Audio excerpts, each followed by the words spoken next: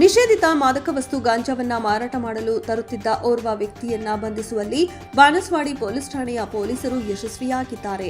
Banaswadi police ಠಾಣೆಯ police sub inspector ಅವರು ದಿನಾಂಕ 2/9/2024 ಸಂಜೆ ಸಮಯದಲ್ಲಿ ಗಸ್ತಿನ ಕರ್ತವ್ಯದಲ್ಲಿದ್ದಾಗ ಬಾತ್ಮೀದಾರರಿಂದ ಖಚಿತ ಮಾಹಿತಿಯನ್ನ ಪಡೆದು ಆ ಮಾಹಿತಿಯಲ್ಲಿ ಓರ್ವ ವ್ಯಕ್ತಿಯು ಒಂದು ಬ್ಯಾಗಿನಲ್ಲಿ ಗಾಂಜಾವನ್ನ ಇಟ್ಕೊಂಡು ರೈಲಿನಲ್ಲಿ ಎಸ್ಎಂವಿಟಿ ರೈಲ್ವೆ ಸ್ಟೇಷನ್ಗೆ ಬರುತ್ತಿರುವುದಾಗಿ ತಿಳಿಸಿರುತ್ತಾರೆ.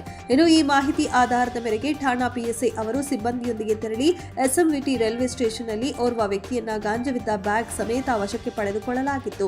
ಇನ್ನು ವಶಕ್ಕೆ ಪಡೆದ ವ್ಯಕ್ತಿಯನ್ನ ಠಾಣೆಗೆ ಕರೆತಂದು ಎಸ್ಟಿಪಿಎಸ್ ಕಾಯ್ದೆ ಅಡಿಯಲ್ಲಿ ಪ್ರಕರಣ ದಾಖಲಿಸಿ ವಿಚಾರಣೆ ಮಾಡಲಾಗಿ ಆರೋಪಿಯು ಒರಿಸ್ಸಾ ರಾಜ್ಯದಿಂದ ಕಡಿಮೆ ಬೆಲೆಗೆ ನಿಷೇಧಿತ ಮಾರಕ ವಸ್ತುವಾದ ಗಾಂಜಾವನ್ನ ತಂದು ಬೆಂಗಳೂರಿನಲ್ಲಿ ಸಾರ್ವಜನಿಕರಿಗೆ ಹಾಗೂ ಕಾಲೇಜು ವಿದ್ಯಾರ್ಥಿಗಳಿಗೆ ಹೆಚ್ಚಿನ ಬೆಲೆಗೆ ಮಾರಾಟ ಮಾಡಿ ಹಣ ಸಂಪಾದನೆ ಮಾಡುವ ಸಲುವಾಗಿ ಗಾಂಜಾವನ್ನ ತಂದಿರುವುದಾಗಿ ತಪ್ಪೊಪ್ಪಿಕೊಂಡಿರುತ್ತಾನೆ.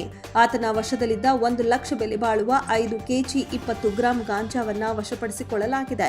ಸದ್ಯ ಆರೋಪಿಯನ್ನ ಮಾನ್ಯ ನ್ಯಾಯಾಲಯಕ್ಕೆ ಹಾಜರುಪಡಿಸಲಾಗಿದ್ದು ಮಾನ್ಯ ನ್ಯಾಯಾಲಯವು ಆರೋಪಿಯನ್ನ ನ್ಯಾಯಾಂಗ ಬಂಧನಕ್ಕೆ ಒಳಪಡಿಸಿದ್ದಾರೆ.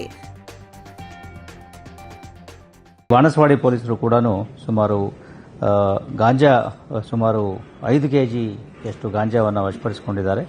ಈ ಒಬ್ಬ ವ್ಯಕ್ತಿ ರೈಲ್ವೆ ಸ್ಟೇಷನ್ನಲ್ಲಿ ಇದು ಸಿಕ್ಕಿದ್ದು ಈತ ಕೂಡ ಆರೋಪಿ ಮೂಲತಃ ಪುತ್ತೂರಿನವನಾಗಿದ್ದು ಈ ರೀತಿ ಮಾರಾಟ ಮಾಡತಕ್ಕಂಥ ಪ್ರವೃತ್ತಿಯನ್ನು ಹೊಂದಿದ್ದು ಈತ ಕೂಡ ಒರಿಸ್ಸಾದಿಂದ ಇದನ್ನು ತರಿಸ್ತಾ ಇದ್ದಾನೆ ಅಂತ ಗೊತ್ತಾಗಿದೆ.